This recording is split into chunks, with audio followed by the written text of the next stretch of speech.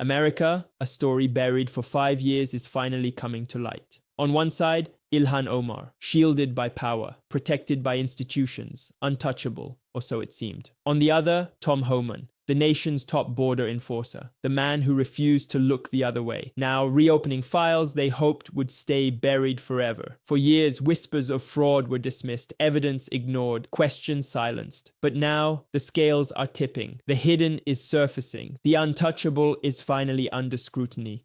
This isn't politics. This isn't rumor. This is good versus evil. Law versus deception. Truth versus protection. And today, you're going to see why this story never died and why the forces behind it were so desperate to keep it hidden. Smash the like button, subscribe, and stay with me. Because today, we're laying out why the America is at a crossroads and why ignoring this story could cost more than most realize. The allegation is simple, but the stakes, anything but. Ilhan Omar, a congresswoman shielded by institutions and media protection, allegedly married her own brother to manipulate the immigration system. A sham marriage, a crime if proven, a deportable offense at its core.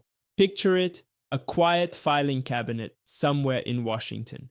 Hidden documents, buried evidence. For years, no one was allowed to touch it. And yet, the story never died. This isn't political theater. This isn't hearsay on social media. If even part of it is true, we're talking about fraud at the very foundation of America's immigration system, deportation, legal jeopardy, and a scandal that could shake the nation. And here's the thing. When most people first heard the claim, they dismissed it. Too extreme, too fringe, a story you roll your eyes at and move on. But this one, it kept coming back, persistent, unforgiving, waiting for someone to finally pull the lid off. Files reopening, investigators digging, the quiet hum of bureaucracy now about to roar into the light. Because this isn't just about one marriage. It's about the system that allowed it, the political power that protected it, and the man, Tom Homan, who refused to let it remain buried. Every moment you think it's just a headline, the reality is darker, bigger, and far more consequential. At first, almost everyone reacted the same way. Dismissal. The allegation sounded too extreme, too radioactive, the kind of claim people instinctively recoil from. Not because it's been disproven, but because it feels dangerous to even consider. And that reaction mattered, because disbelief became the shield. Think of it like a fog rolling in, not to hide the truth completely, just enough to make people stop walking toward it. Journalists hesitated, institutions looked away, and the story was quietly labeled unserious, even as no one ever actually killed it.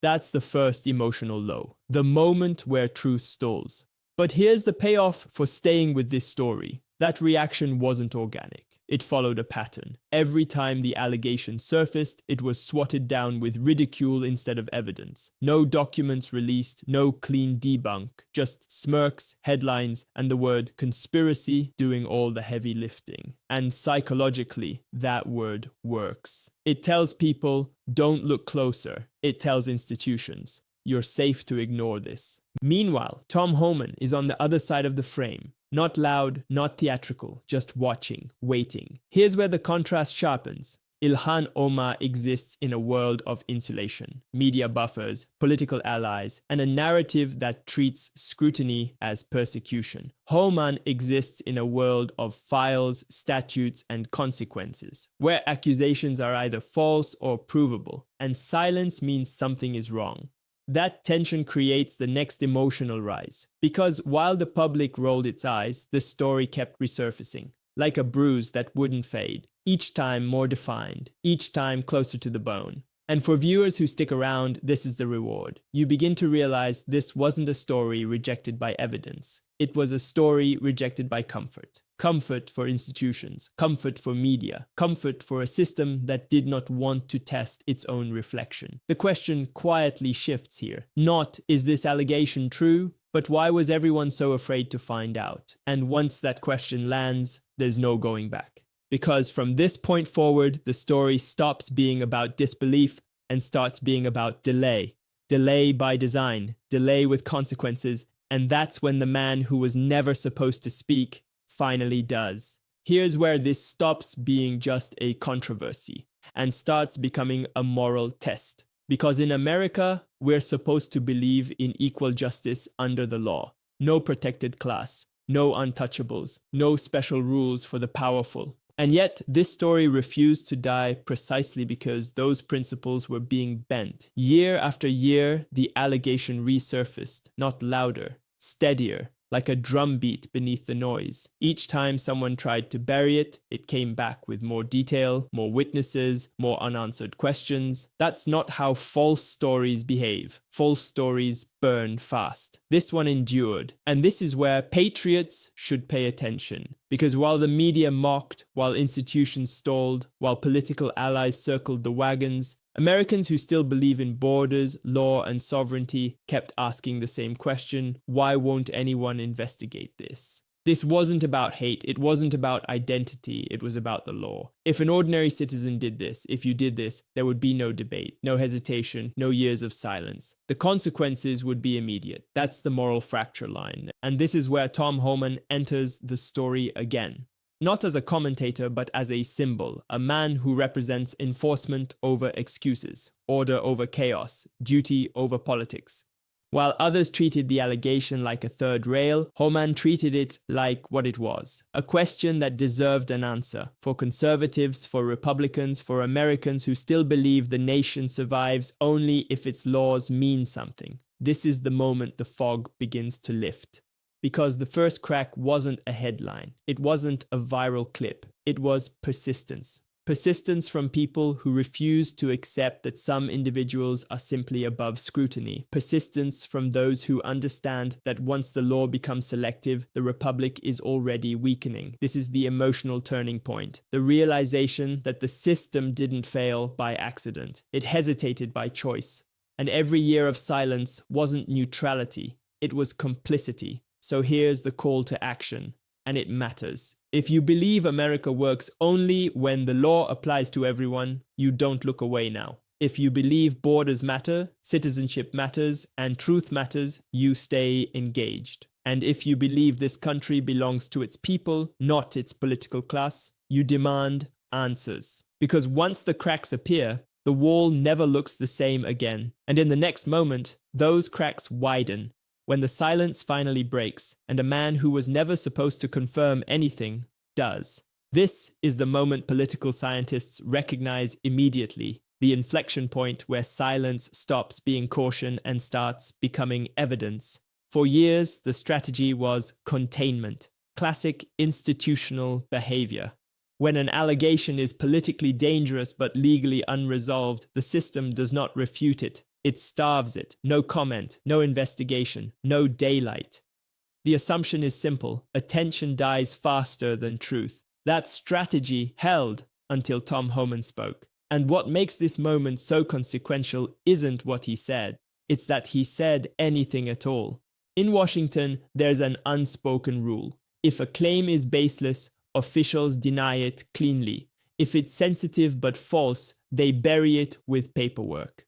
But when something is true and politically radioactive, the response is delay, ambiguity, and procedural language. That's exactly what we saw, until the rules changed. When Homan went on air and acknowledged briefings, files, and investigators, the strategic equilibrium collapsed. This wasn't a leak. It wasn't speculation. It was confirmation through controlled disclosure, the most credible signal an enforcement official can send without indictments in hand. Historically, this is familiar territory. This is how Watergate shifted, not when the first accusation landed, but when officials stopped dismissing it and started qualifying their denials. This is how Iran-Contra surfaced, not through headlines, but through quiet admissions that reviews were underway. In political history, the phrase, "we're looking into it," has often meant the protection phase is over. Now consider the incentives. Why speak now? Why not before? Because power changed hands.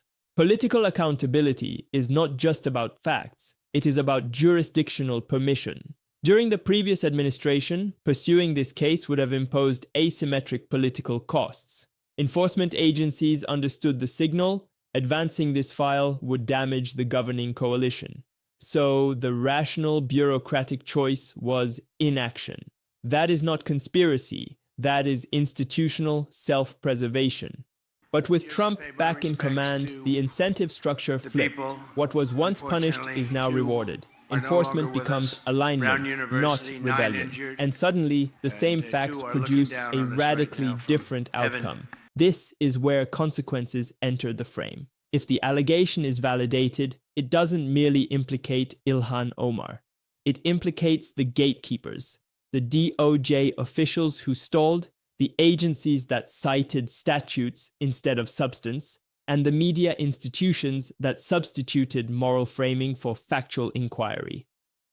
In political terms, this becomes a legitimacy crisis, because republics survive on a shared belief that the law is impersonal. When enforcement appears conditional, applied to some and suspended for others, trust collapses. And once that happens, polarization accelerates, institutions hollow out, and governance becomes spectacle rather than consent. That is why this moment matters to conservatives, Republicans, and patriots alike. This is not about partisan victory. It is about restoring the asymmetry that sustains the rule of law, where power invites scrutiny instead of immunity. As one historian put it, republics do not fall when laws are broken. They fall when laws are no longer enforced. And when Tom Homan broke his silence, he didn't just reopen a case. He signaled that enforcement had returned to the center of American governance.